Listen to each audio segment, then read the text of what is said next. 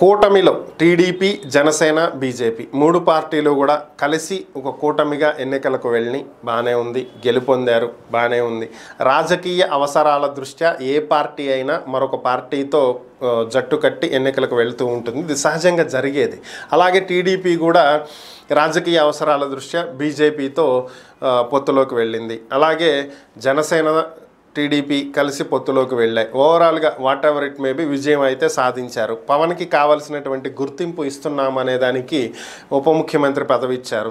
అలాగే మరికొన్ని పోర్ట్ఫోలియోలు ఇచ్చారు. ఓవరాల్గా ఇదంతా బాగానే ఉంది. అయితే ఈరోజు వచ్చినటువంటి ఒక ప్రకటన ఏంటి అంటే, ప్రభుత్వ కార్యాలయాల్లో చంద్రబాబు ఫోటో ఎక్కడైతే పెడతారో అక్కడ ఖచ్చితంగా పక్కన పవన్ కళ్యాణ్ ఫోటో కూడా పెట్టాలి అనేటువంటి ఆదేశాలు. ఇవి ఏంటి అంటే, ఎలా తయారైంది అంటే, పవన్కు మేము చంద్రబాబుతో సమానమైనటువంటి ప్రాధాన్యత ఇస్తున్నామనేది చూపించేటువంటి ప్రయత్నం టీడీపీ చేస్తుంది అని చెప్పి ఇక్కడ అనిపిస్తుంది. సాధారణంగా ఏ రాజకీయ పార్టీ అయినా సరే తన అవసరం తీరిపోయిన తర్వాత తనతో కలిసి ప్రయాణించినటువంటి పార్టీని తొక్కేయాలనే చూస్తుంది.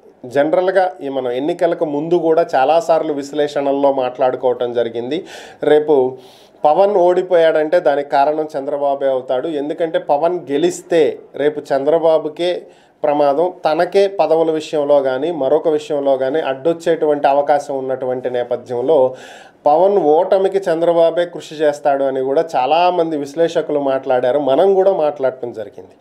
అయితే ఇక్కడ మారిపోయినటువంటి చంద్రబాబును చూస్తారు అని చెప్పి చంద్రబాబు చెప్పినట్లుగానే అటువంటి పరిస్థితులు ఏవి ఇక్కడ కనిపించలేదు. పవన్ కళ్యాణ్ గెలవాలనే ట్రై చేశారు, పవన్ కళ్యాణ్ గెలిపించుకున్నారు, ఓవరాల్గా మంత్రి పదవులు ఇచ్చారు, ఇప్పుడు సమానమైనటువంటి హోదాను కూడా కల్పిస్తున్నారు.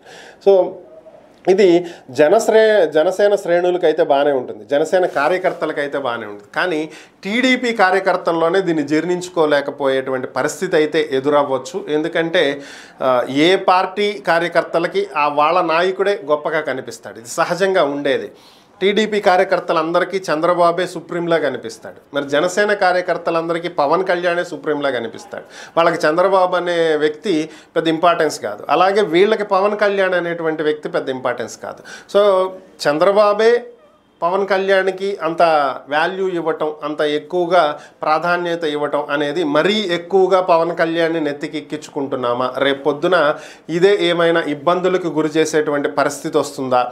ఇలా అన్నింటిలోనూ ప్రాధాన్యత ఇస్తూ పోతే రేపు పొద్దున కొన్ని కీలకమైనటువంటి నిర్ణయాలు తీసుకోవాల్సి వచ్చినప్పుడు ఖచ్చితంగా నాకు చెప్పి తీరాలి అనేటువంటి పరిస్థితికి పవన్ కళ్యాణ్ వస్తారా?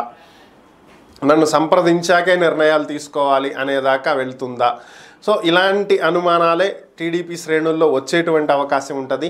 మరి దీన్ని చంద్రబాబు దృష్టికి తీసుకెళ్తారా? చంద్రబాబు ఒక దృష్టికి తీసుకువెళ్ళినా ఆయన దీన్ని వాళ్ళకి సర్ది చెప్పి ప్రస్తుతం ఏదైతే ఆయన చేస్తున్నారో దాన్ని కొనసాగిస్తారా? లేదా పవన్ కళ్యాణ్ అలా వ్యవహరించకుండా హుందాగా ఉండేటువంటి పరిస్థితులు ఉంటాయా?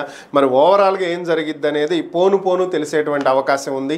ఒకవేళ ఏ చిన్న విషయంలో డిస్టర్బెన్స్ వచ్చినా సరే 2 పార్టీలు దూరం అయ్యేటువంటి అవకాశం ఉంటుంది. అది అవ్వకుండా చూడటానికి 2 పార్టీల అధినేతలు ప్రయత్నాలు అయితే చేస్తున్నారు.